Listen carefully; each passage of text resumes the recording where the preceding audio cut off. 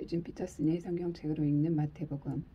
오늘은 제5일차 마태복음 21장부터 25장까지 읽어보겠습니다. 21장 예루살렘 입성. 일행이 예루살렘 가까이 와서 올리브산 벳바게에 이르렀을 때 예수께서 두 제자를 보내시며 지시하셨다. 맞은편 마을로 가거라. 거기에 나귀가 메어 있고 새끼도 함께 있을 것이다. 줄을 풀어서 내게로 끌고 오너라. 왜 그러느냐고 누가 묻거든 주님께서 필요로 하십니다 하여라. 그러면 보내줄 것이다. 이것은 일찍이 예언자가 다음과 같이 그려낸 이야기의 전말이다. 시온의 딸에게 말하여라. 보아라.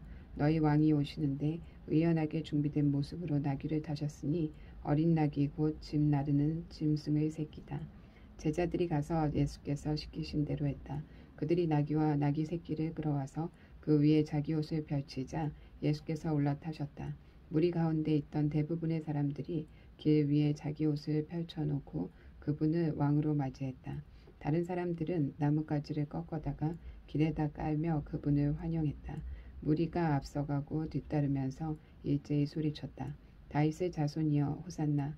복되다 하나님의 이름으로 오시는 이여. 하늘 가장 높은 곳에서 호산나.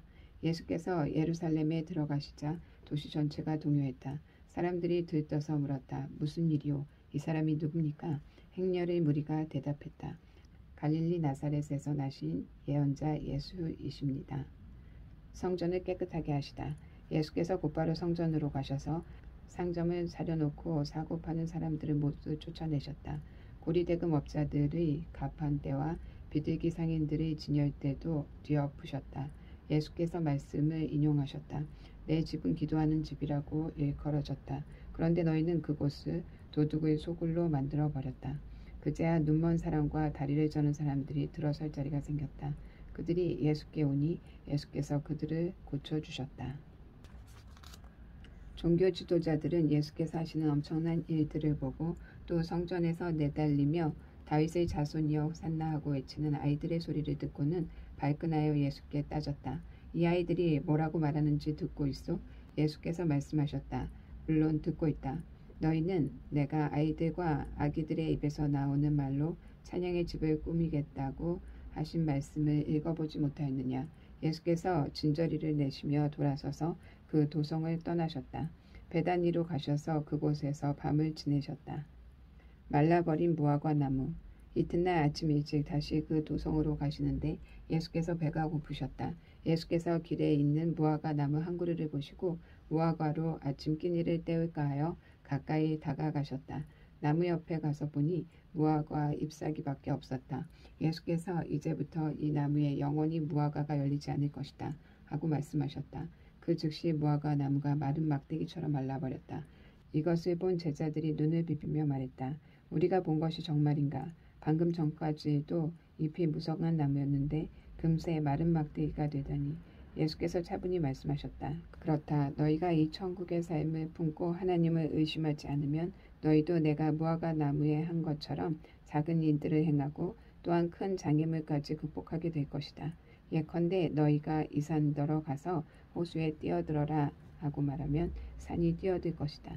너희가 믿음으로 기도하고 하나님을 붙들기만 하면 작은 일에서 큰 일까지 모든 일이 다 그렇게 될 것이다. 누구에게서 온 권한인가? 이후에 예수께서 다시 성전에서 가르치고 계셨다. 대제사장과 백성의 지도자들이 다가와서 따졌다. 당신의 신임장을 보여주시오. 누구의 권한으로 여기서 가르치는 겁니까? 예수께서 대답하셨다. 먼저 한 가지 묻겠다. 너희가 내 물음에 하면 나도 너희 물음에 답하겠다. 요한의 세례에 관한 것인데 그것이 누구에게서 온 권한이냐? 하늘이냐 사람이냐?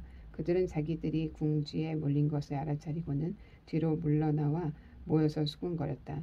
하늘이라고 하면 왜 요한을 믿지 않았느냐고 물으실 것이고 사람이라고 하면 온 백성이 요한을 예언자로 떠받드니 우리가 백성 앞에서 몹시 난처해진다.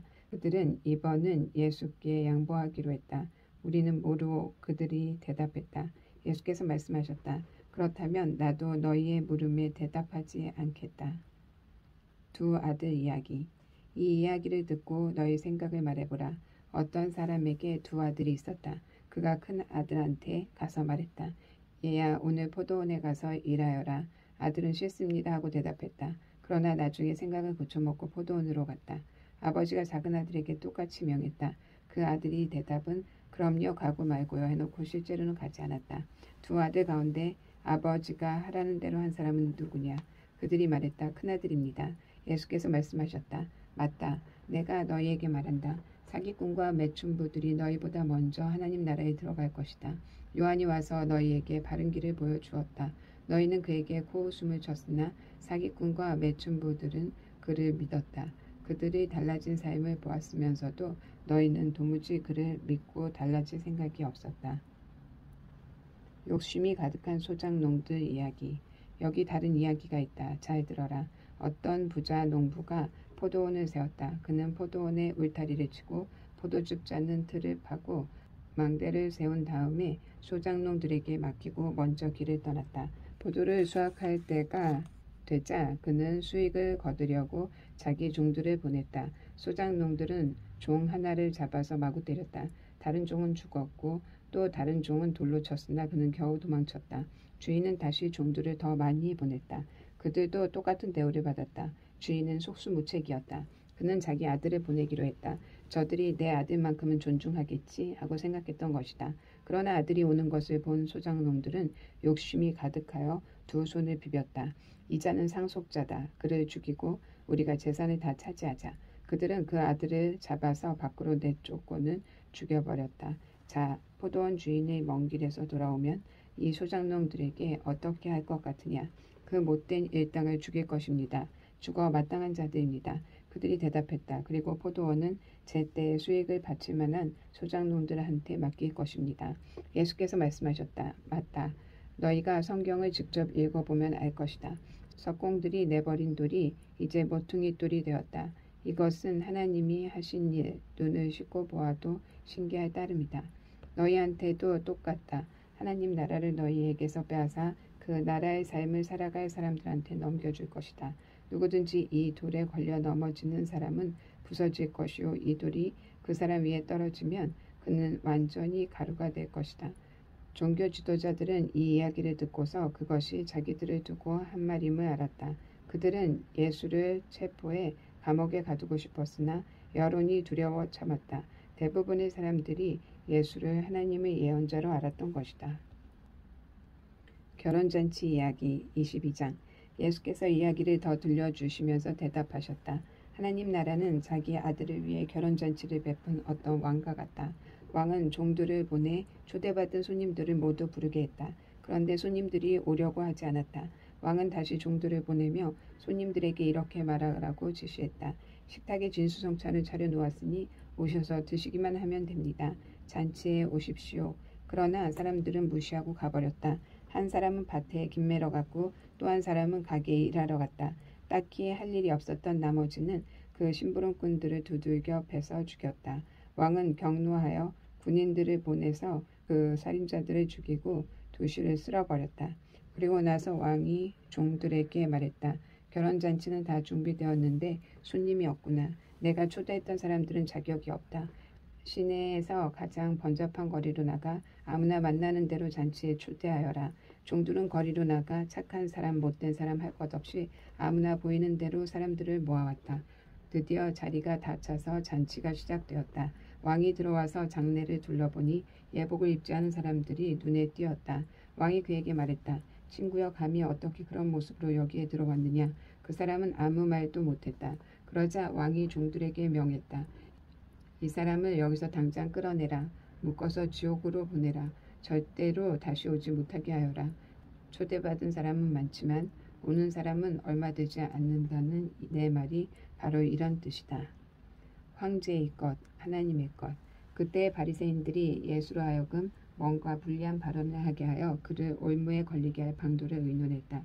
그들은 자기네 제자들을 헤롯의 당원 및 사람과 함께 보내어 물었다. 선생님, 우리가 알기로 당신은 진실하고 하나님의 도를 정확히 가르치고 여론에 개의치 않으며 배우는 사람들의 비위를 맞추지 않습니다. 그러나 우리한테 솔직히 말해 주십시오. 황제에게 세금을 내는 것이 옳습니까? 옳지 않습니까? 예수께서 그들이 수작을 부리고 있음을 아시고 말씀하셨다. 왜 나를 속이려고 드느냐? 왜 나를 함정에 빠뜨리려고 하느냐?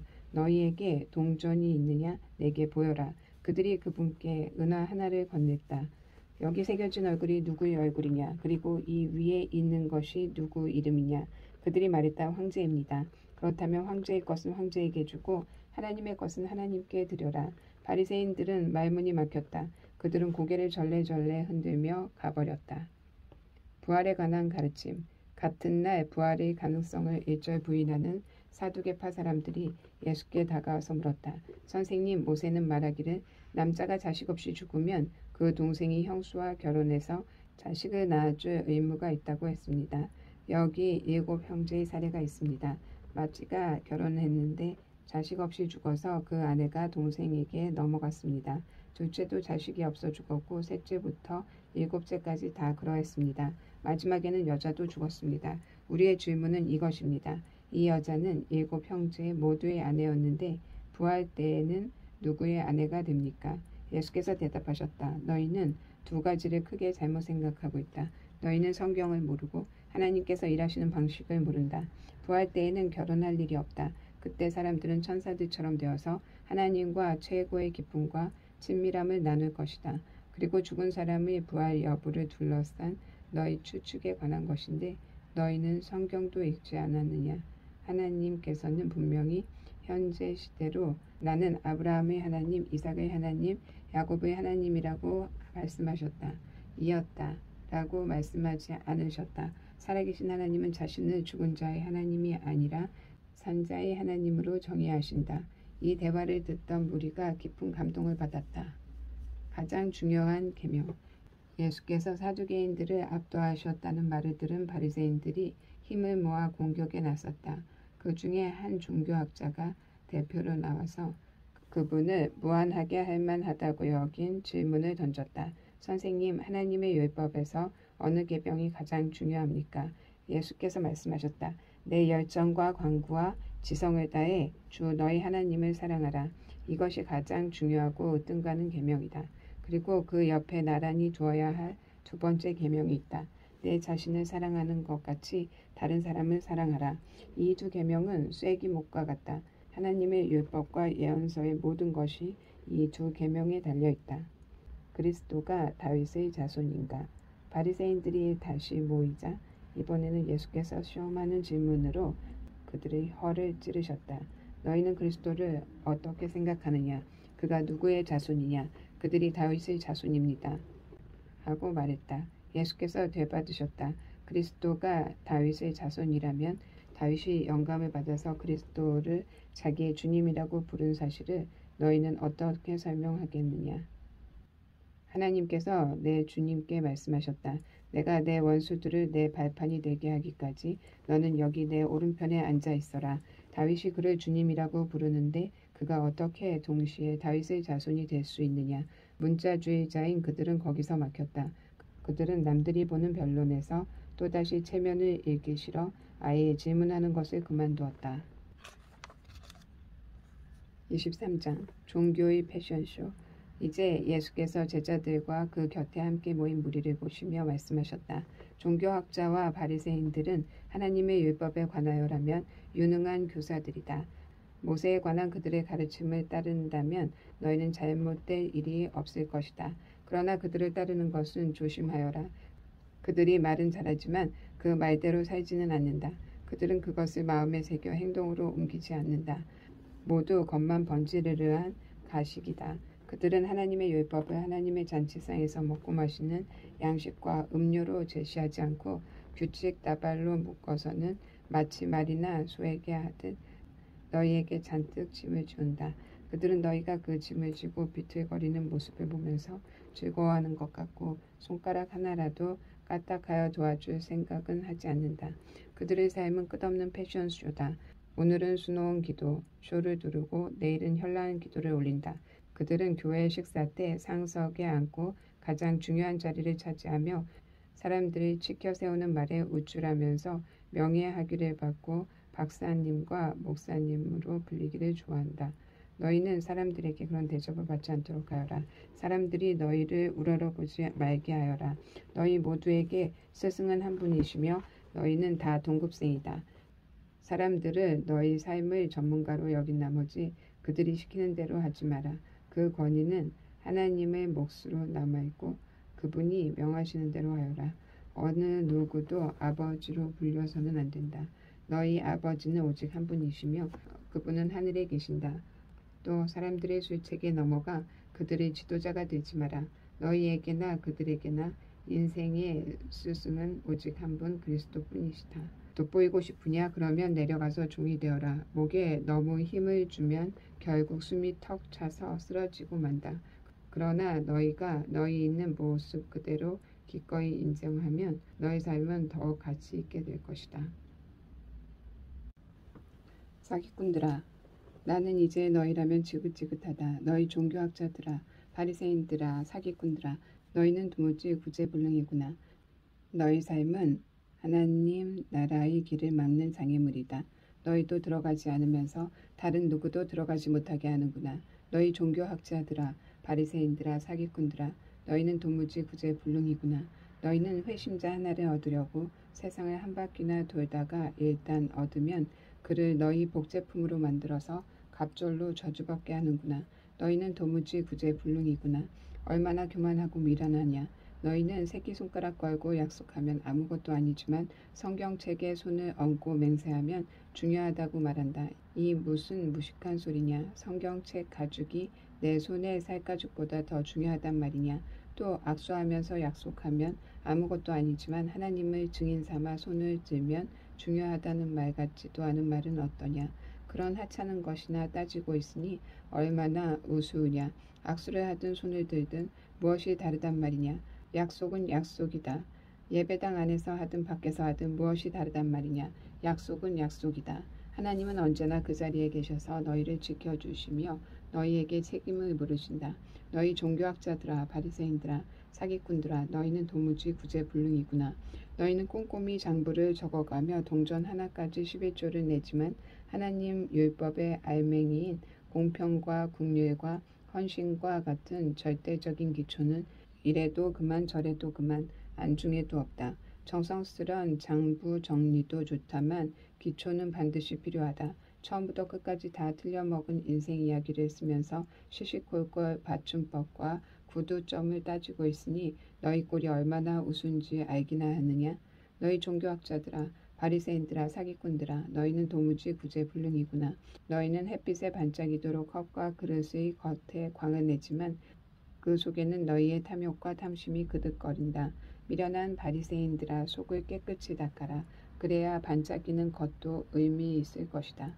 너희 종교학자들아, 바리새인들아, 사기꾼들아, 너희는 도무지 구제불능이구나. 너희는 잘 가꾼 묘지처럼 잔디도 가지런하고 꽃도 화사하지만 2미터 아래 땅 속에는 온통 썩어가는 뼈와 벌레 파먹은 살뿐이다. 사람들은 너희를 보며 거룩한 사람인 줄 알지만 속을 들여다보면 너희는 완전히 사기꾼이다. 너희 종교학자들아, 바리새인들아, 사기꾼들아, 너희는 도무지 구제불능이구나. 너희는 예언자들을 위해 화강한 무덤을 쌓고 성인들을 위해 대리석 기념비를 세운다. 그리고는 만일 너희가 너희 조상들의 시대에 살았더라면 손에 피를 묻히지 않았을 것이라고 말한다. 말이 지나치다. 너희도 그 살인자들과 근본이 똑같다. 그래서 죽은 사람들의 수가 날마다 늘어나는 것이다. 뱀들아, 비열한 뱀들아, 너희가 여기서 벗어날 수 있을 것 같으냐? 벌을 받지 않아도 될성 싶으냐? 바로 너희 같은 사람들 때문에 내가 예언자와 지혜로운 길잡이와 학자들을 대대로 보냈건만 너희는 대대로 그들을 업신여기고 폭력배들을 보내 그들을 구박하며 쫓아낸다. 너희가 아무리 발버둥 쳐도 여기서 빠져나갈 수 없다. 선한 사람 아벨을 피해서부터 기도 중에 너희에게 죽임을 당한 바가랴의 아들 사가랴의 피까지 그 땅에 흘린 의로운 피 한 방울 한 방울이 다 너희 책임이다. 내가 너희에게 말한다.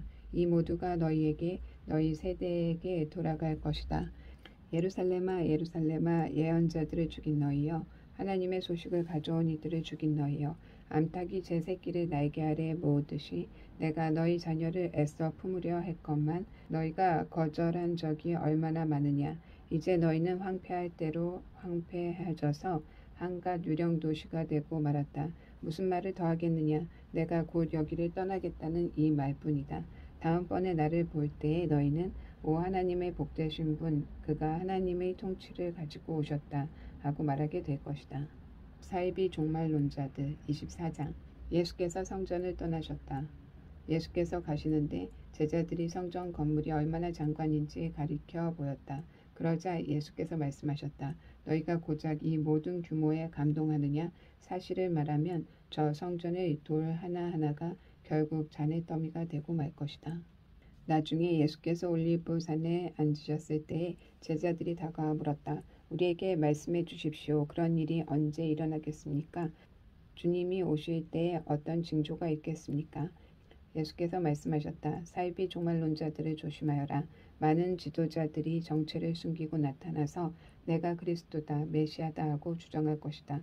그들이 많은 사람들을 현혹할 것이다. 전쟁 소식을 듣거나 전쟁이 일어나리라는 소문을 듣거든 당황하지 말고 침착하여라.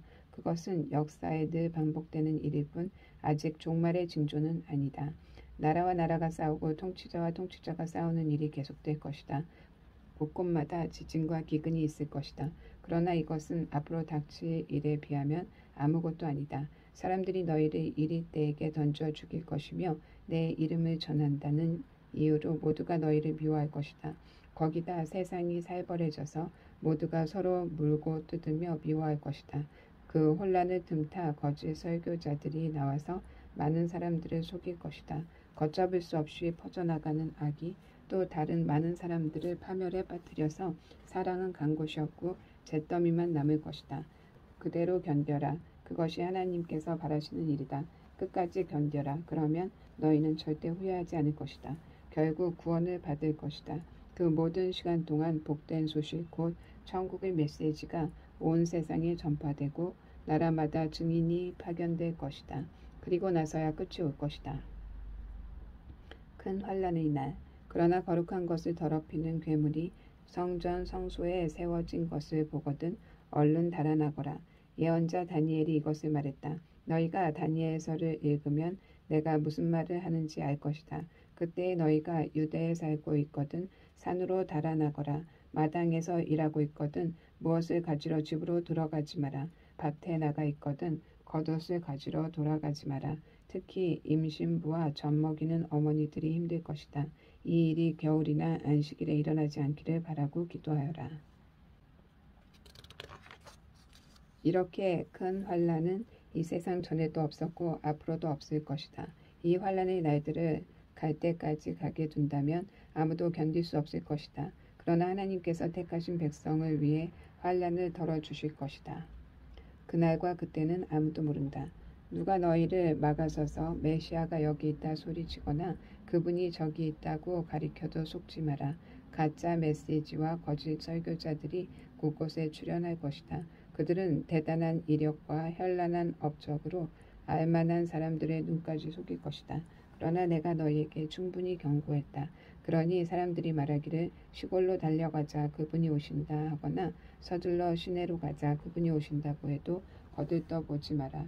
너희가 보러 간다고 해서 인자의 오심을 볼 수 있는 것이 아니다. 인자는 번개처럼 눈 깜짝할 순간에 너희에게 오신다.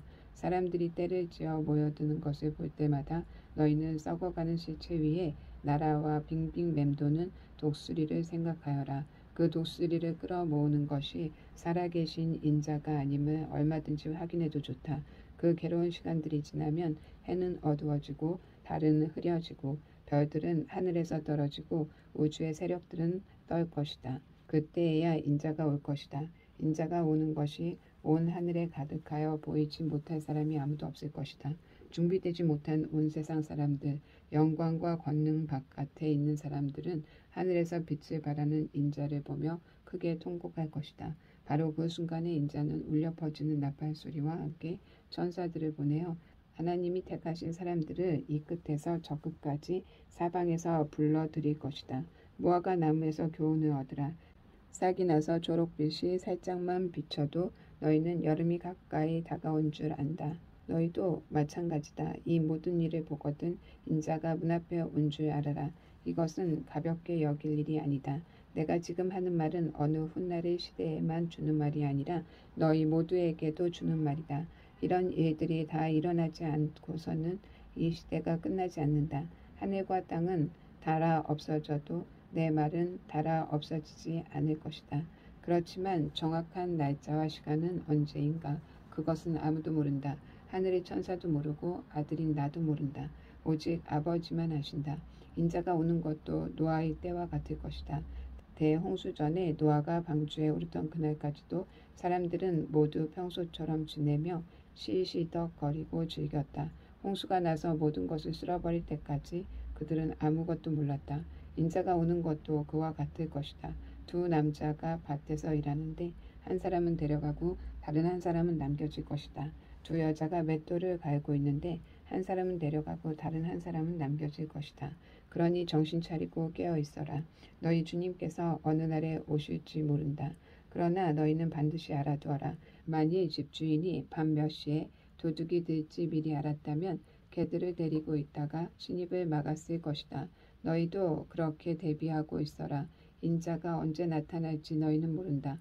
주방을 책임질 자격을 갖춘 사람이 누구냐? 날마다 제때에 일꾼들에게 음식을 내는 주인이 믿을 만한 사람이다. 주인이 불시에 들이닥쳐도 늘 제 본분을 다하고 있는 사람이다. 내가 너희에게 말한다. 그런 사람은 하나님께 복받은 사람이다. 머자나 주인이 온 집안을 그 사람에게 맡길 것이다. 그러나 그 사람이 자기밖에 모른 채 주인이 나가자마자 제멋대로 하고 일꾼들을 학대하고 친구들을 데려다가 술판을 벌인다면 생각지도 못한 때에 주인이 나타나서 그를 엄벌에 처할 것이다. 그는 결국 위선자들과 함께 쓰레기 더미에 나앉아 바깥 추운 데서 떨며 이를 덜덜 거릴 것이다. 열처녀 이야기 25장. 하나님 나라는 등잔을 들고 신랑을 맞으러 나간 열처녀와 같다. 다섯은 미련하고 다섯은 똑똑했다. 미련한 처녀들은 여분의 기름 없이 등잔만 가져갔다. 똑똑한 처녀들은 등잔에 넣을 기름을 병에 담아 가져갔다. 예정된 시간에 신랑이 오지 않자 그들은 모두 잠이 들었다. 한밤중에 누군가 소리쳤다. 그가 왔다. 신랑이 왔다. 나가서 그를 맞아라. 열처녀는 일어나 등잔을 준비했다. 미련한 처녀들이 똑똑한 처녀들에게 말했다. 우리 등잔이 꺼지려고 하니 기름을 좀 빌려다오. 똑똑한 처녀들이 대답했다. 다 같이 쓰기에 부족할 것 같으니 가서 사거라. 미련한 처녀들이 기름을 사러 나갔다. 그런데 그 사이에 신랑이 온 것이다. 신랑을 맞으려고 그곳에 있던 사람들은 모두 결혼잔치에 들어갔고 문이 잠겼다. 한참 후에 미련한 처녀들이 와서 문을 두드리며 말했다. 주님, 우리가 왔습니다. 들여보내 주십시오. 그가 대답했다. 너희가 나를 아느냐? 나는 너희를 모른다. 그러니 깨어 있어라. 그가 언제 올지 모른다. 투자금 이야기. 천국은 또 장시간 여행을 떠나는 어떤 사람과 같다. 그는 종들을 한데 불러서 책임을 맡겼다. 그는 각자의 능력에 따라 한 종에게는 5천만 원을, 다른 종에게는 2천만 원을, 셋째 종에겐 1,000만 원을 주고 떠났다.